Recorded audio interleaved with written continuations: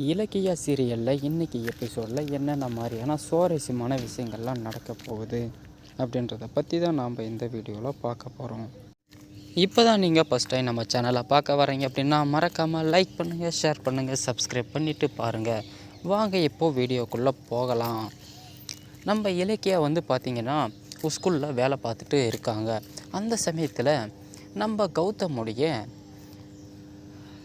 அம்மா பார்த்திங்க அப்படின்னா பைரவி நம்ம இலக்கியாவை பார்க்க போகிறாங்க. என்னடா இது சனியை தன்னால் தேடி வருது அப்படின்னு சொல்லிட்டு நம்ம இலக்கியாவும் நம்ம கௌதமுடைய அம்மாவும் பார்க்குறாங்க. ராடாடா இவ வந்தாலே ஏதாவது ஒரு வில்லங்கத்தோடு தானே வருவா, இவ எதுக்கு வர்றா அப்படின்னு சொல்லிட்டு கௌதமுடைய அம்மா பார்த்துட்டு ஷாக் ஆகிடுறாங்க.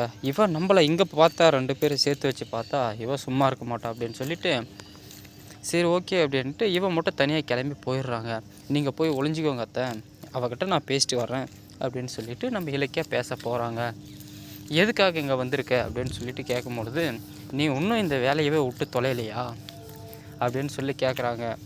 நான் எதுக்காக இந்த வேலையை விடணும், சுயமாக சம்பாதிக்கிறேன், சுயமாக வாழ்கிறேன், இதில் என்ன எனக்கு இருக்குது, இந்த பிச்சை எடுத்தாலும் உனக்கு இந்த கௌரவம் மட்டும் விட்டு போகலையே அப்படின்னு சொல்லிட்டு பயங்கரமாக நக்கல் அடித்து பேச ஆரம்பிக்கிறாங்க பைரவி.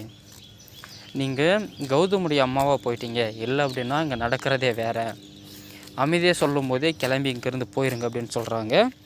அதெல்லாம் போகிறது இருக்கட்டும், நீ இது எதுக்காக இப்படி கௌதமுடைய வாழ்க்கையில் விளையாடிட்டுருக்க, உன்னை நான் சும்மாவே விட மாட்டேன், நீ முதல்ல கௌதமை விட்டு விலைக்கு போ, அப்போ தான் கௌதம் செட்டில் ஆகுவான், இல்லைன்னா நாசனமாக தான் போவோம் அப்படின்னு சொல்லிட்டு சாபம் கொடுக்குறாங்க.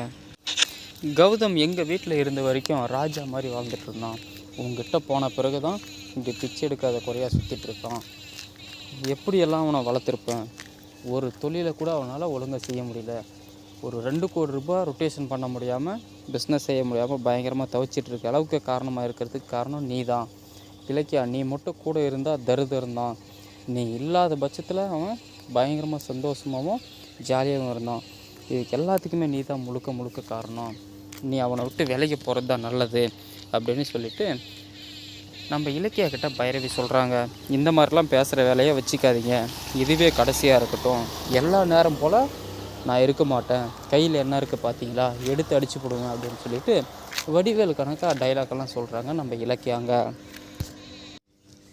ஓ, உனக்கு அந்தளவுக்கு தைரியம் வந்துருச்சா, யார் கொடுத்த தைரியம் இலக்கியா, என்னவே நீ அதுவும் மாஃபுல்லே அடிச்சிருவியா, பார்த்துக்கிறேன், உன்னால் என்ன பண்ண முடியுன்றதை நானும் பார்க்குறேன் அப்படின்னு சொல்லிட்டு சவால் விடுறாங்க. இதுக்கு அப்புறம் என்ன நடக்க போகிறத அடுத்தடுத்த வீடியோவில் பார்ப்போம்.